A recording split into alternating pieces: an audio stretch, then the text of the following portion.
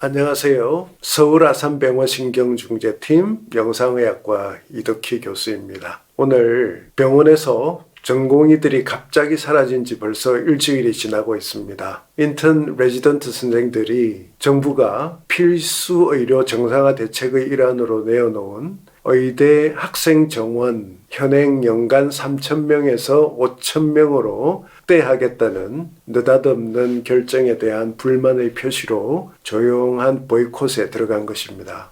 전공의들이 오죽하면 병원 현장을 떠나야겠다고 마음을 먹을 수밖에 없었을까 하는 생각이 드는 것이 현재 대한민국 의료 시스템이 안고 있는 가장 큰 문제인 지역의료와 필수의료 공동화 현상에 대한 정부의 해법이 너무 과격하기 때문일 것입니다.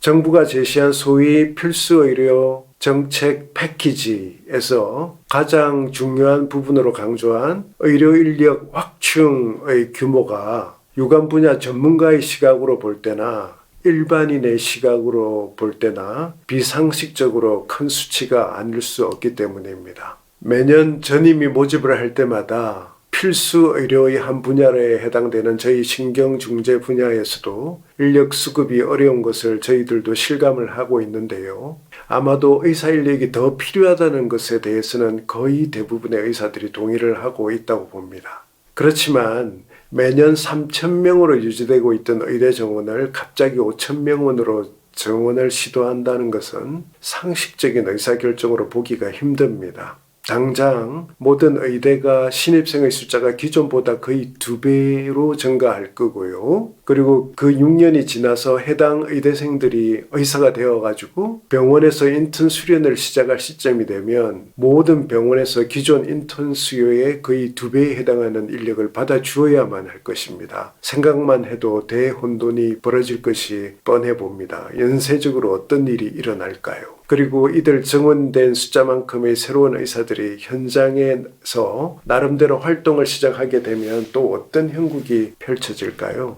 그 상황에 대해서 여러 가지 시나리오를 상상해 볼 수 있겠으나 정부가 바라는 긍정적인 그런 상황만 가능한 것은 아닐 것입니다. 오히려 득보다 실이 많을 것이라는 것은 현재 의대 정원을 오히려 줄이고 있는 일본의 사례를 봐도 짐작할 수 있을 것입니다. 저는 오히려 정부와 의료계가 인력 증원 여부나 그 규모로 갈등 구조로 갈 것이 아니라 정부의 이번 정책 패키지 중에 증원 이슈로 가려져 있는 필수 의료와 지역 의료 공동화 대책 부분에 대해서 사회적으로 더 이슈화를 하고 공론화하는 등의 더 심도 있는 논의를 할 필요가 있다고 생각합니다. 정부가 진정으로 대한민국 의료의 미래를 걱정하고 있다면 의료인의 반대로 어려움이 예상되는 급격한 인력 증원에만 매달릴 것이 아니라 필수 의료, 지역 의료를 살릴 수 있는 더 중요한 실질적인 부분에 대한 논의를 다양한 방법으로 해서 의료의 수요자인 국민들과 공급자인 의료인들의 다양한 의견을 들어보고 차근차근 해법을 찾아 나가야 한다고 생각을 합니다. 특히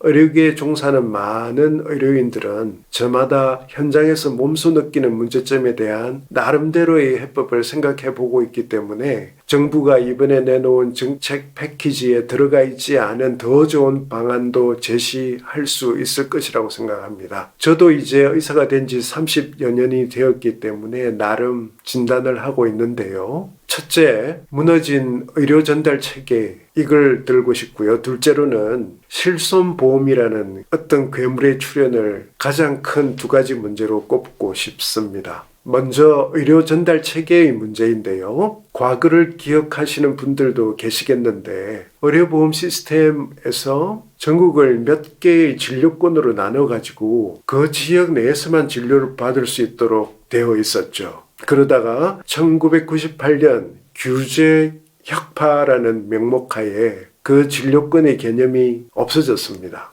그 결과 진료의뢰서 한 장만 있으면 대한민국 어느 병원이든 갈 수 있는 시스템이 됨으로써 일견 우리 국민들이 세상에서 가장 좋은 의료 서비스를 받을 수 있는 것처럼 보였습니다. 그러나 그것은 지금의 지역의료 공동화의 가장 큰 원인 제공자가 되었고요. KTX SRT는 그 추세에 기름을 붓는 역할을 했습니다. 이에 대한 해법으로서 저는 폐지된 진료권역이라는 것을 복구를 시켜서 본인의 생활권에서 진료를 보는 것을 원칙으로 하는 건강보험 체계를 다시 손봐야 한다고 생각을 합니다. 당연히 당장 지역의료가 취약한 부분에 대해서 어떻게 보완할 건가, 건강보험 지역화로 인한 재정 불균형은 어떻게 할 것인가 등 디테일은 더 논의를 해야 할 것입니다. 두 번째, 실손보험, 실비보험이라고 하는 실손의료보험의 문제에 대해서 잠시 말씀을 드리면, 이 그래프에서 확인되는 바와 같이 대한민국 의료비 증가 폭이 다른 OECD 평균과 비교할 때 매우 급격하다는 것을 알 수 있는데요. 그 원인은 물론 여러 가지가 있을 수 있겠는데 저는 이 실손보험이란 제도가 큰 역할을 하지 않았나 생각합니다. 실비보험이 원래 취지대로 건강보험이 보장하지 않는 자기 부담금에 대해서만 보장을 받을 수 있는 것으로만 그 사회적 역할을 했으면 좋았는데, 문제는 비싼 검사, 고비용 치료, 불효 불급한 의료비에 대한 환자들의 심리적인 저항선을 낮춰주고 심지어는 사라지게 만드는 의도치 않은 역할을 추가적으로 하게 된 겁니다. 그것이 시간이 지나면서 괴물같이 변해버렸다는 것이 저희 생각입니다. 실손보험이란 제도는 환자들의 의료 이용을 증가시켰고 그 결과 많은 의사들에게 쉽게 수익을 올릴 수 있는 생각지 않았던 기회를 만들어주게 되었습니다. 저위험 고수익 진료만으로도 고위험 저수익 구조인 필수 의료를 할 필요가 없어진 겁니다. 그럼에도 불구하고 지금 실손의료보험 시장은 급성장을 하고 있습니다. 정부가 최근에 건강보험 보장성을 줄이겠다는 의지를 나타낸 바가 있기 때문에 아마도 가입자는 더 늘어날 것으로 생각됩니다. 저는 이 괴물이 고질라로 변하기 전에 대수술을 해야 한다고 생각합니다. 그렇지 않으면 안 그래도 부족한 필수 의료 인력들을 이 실손보험이라는 것이 모두 흡입해 가버릴지도 모른다고 봅니다. 저는 우리 국민들이 민간보험사에 내는 이 실비보험료의 반만이라도 건강보험료로 추가 납부하실 의향이 있다면, 그리고 몇십만 원의 실비보험금이 절실하지 않다면 건강보험 하나만으로도 의료비 폭탄을 맞을 일은 없을 것이라고 생각합니다. 정부의 갑작스런 초대규모 의대 정원의 문제로 말씀을 하다 보니 내용이 길어졌습니다. 본론으로 돌아가서 2월 29일 현재 우리 정부의 정책 수행 방법의 과격성을 다시 한번 지적하고 싶고요. 또한 병원을 나선 전공의들도 조속히 복귀해서 의사로서의 직분에 오점을 남기지 않기를 바랍니다. 그래서 전 국민이 같이 모여서 시간을 가지고 의견을 모아가지고 모두 만족하는 해법을 모색해 나가는 그런 시간을 가졌으면 하는 그런 간절한 마음으로 말씀을 마무리하겠습니다. 이상입니다. 감사합니다.